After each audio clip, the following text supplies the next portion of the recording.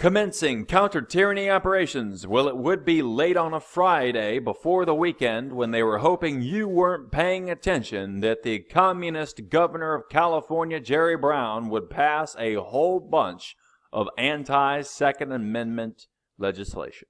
So here it is. Gov. Jerry Brown signed most of the gun violence bills on his desk Friday, one day after lawmakers sent him the sweeping package of laws. Yeah, this dropping on his desk, he sees it the next day, certainly wouldn't run this by you. The people he's supposed to be representing over there in California just rubber stamps it all. And next thing you know, the Second Amendment takes another hit and you're that much closer to a complete disarmed slave.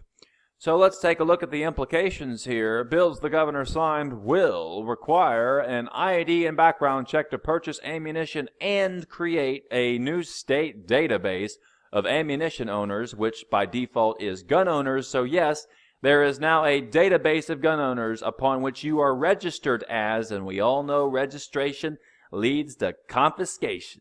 Ban possession of ammunition magazines that hold more than 10 bullets. See, it used to be it was grandfathered in because what you had rightfully purchased before these treasonous laws were implemented was yours to keep. Because anything other than that would just be flat out stealing, right? Oh, well, they're just going to flat out steal from you anyway. Just go ahead and write that in a little bit later, of course. Restrict the loaning of guns without background checks to close family members. What's that? You want to take your wife or kids out to the gun range to try and introduce them into Second Amendment culture? They need to be put on a list too. So the UN stormtroopers can murder them all the same.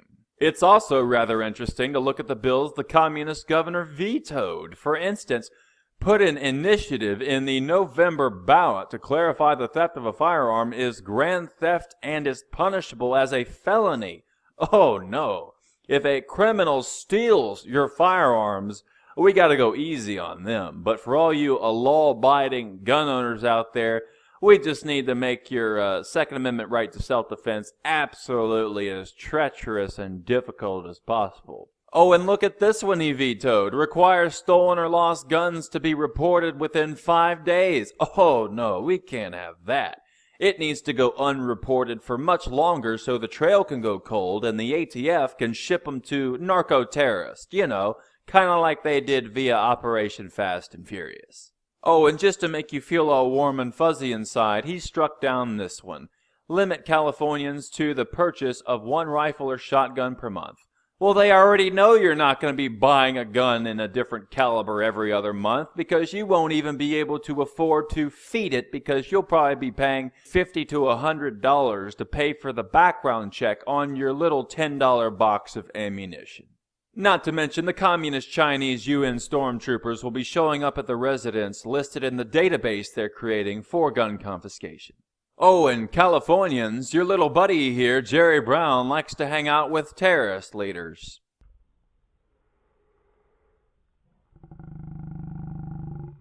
Hillary Clinton has described already the meeting in the White House over 2 years ago. Everyone in the national security team recommended arming ISIS, and the president. So with the additional steps I ordered last month, we're speeding up training of ISIL forces, including volunteers from Sunni tribes in Anbar province. More Sunni volunteers are coming forward. Some are already being trained, and they can be a new force. I'm the leading state sponsor of terrorism. Jerry Brown also likes to hang out with the communist Chinese. You know, the same ones heading up the UN that will be confiscating your guns and murdering you shortly.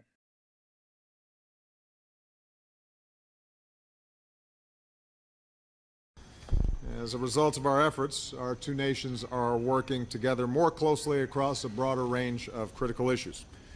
And our cooperation is delivering results.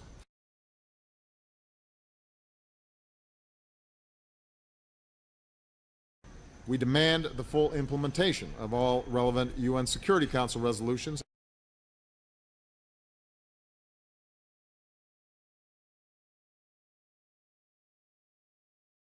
UN Security Council resolutions need to be fully enforced. And it's time the entire country stood up against the NRA. I want to thank the United Nations for hosting today's events